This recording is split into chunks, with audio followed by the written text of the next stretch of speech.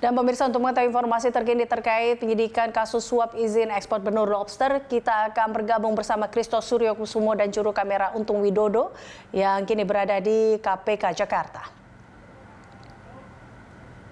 Christo, dua tersangka yang sebelumnya buron kini sudah menyerahkan diri. Dengan demikian seluruh tersangka kini sudah berada di tahanan KPK. Lalu bagaimana perkembangan dari pemeriksaan dari para tersangka sejauh ini, Christo?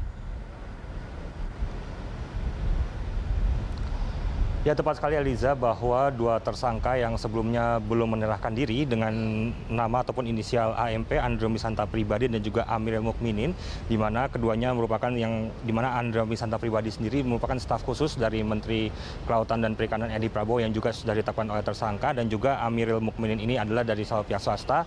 Berdasarkan informasi yang sudah kami berhasil kumpulkan di sini, bahwa keduanya sudah menyerahkan diri sekitar pukul 12 yang tadi kepada pihak KPK, dan saat ini juga masih dalam menjalani pemeriksaan bersama dengan 5 orang tersangka lainnya. Dan dengan 2 orang ini menyerahkan diri, maka seluruh tersangka yang kemarin ditetapkan oleh KPK sebanyak 7 orang ini semua saat ini sudah menyerahkan diri, sudah berada dalam kontrol KPK begitu, dan juga saat ini sedang menjalani pemeriksaan atas kasus dugaan suap ekspor benur ataupun benih lobster.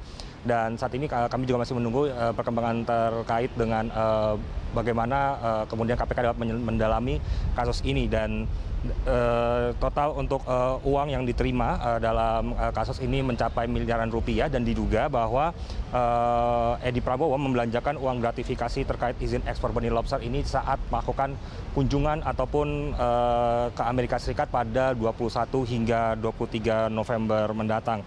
Dan juga kasus ini mulai dilacak pada tanggal 5 November 2020, di mana diduga terdapat transfer dari rekening pengurus PT ACK ke salah satu bank atas nama AF yang merupakan staf dari istri Menteri Edi Prabowo sendiri sebenarnya 3,4 miliar, yang dimana uang sejumlah 3,4 miliar ini dipergunakan bagi keperluan Edi Prabowo dan istrinya serta SAF dan APM yang merupakan juga staf khusus Menteri Edi Prabowo yang baru saja menyerahkan diri pada siang hari tadi, Eliza.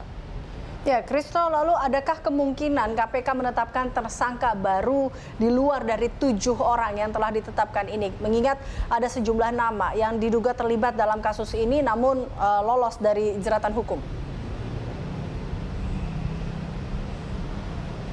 Ya, baik Eliza, terkait dengan kemungkinan munculnya nama-nama yang menjadi tersangka baru dalam kasus dugaan suap ini, memang dari KPK sendiri akan membuka peluang dan terus mengembangkan kasus dugaan suap ekspor ini sendiri.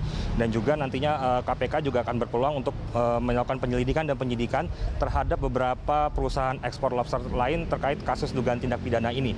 Dan juga dalam perkara ini di mana KPK juga sudah menetapkan salah satu pemimpin perusahaan, itu Direktur PT DPP yang bernama Suharjito sebagai salah satu pemberi suap dalam kasus dugaan suap ini.